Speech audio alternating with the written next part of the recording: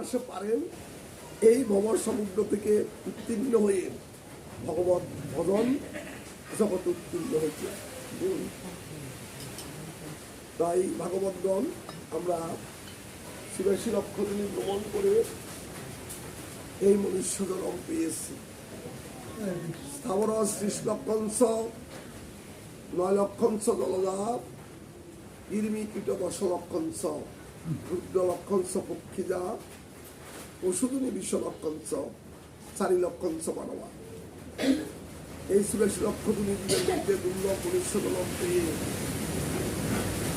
আমরা জীবনকে এইভাবে হেলা খেলায় ভোগে মোহে কামনা বাসনা হৃদয়ে নিয়ে অহংকার অভিমান হিংসা বিদ্বেষ দ্বন্দ্ব কলহে আমার আমিত্ব নিয়ে আত্মোন্মদনায় আত্মকলহে জীবনকে শেষ করে দিলে হবে না।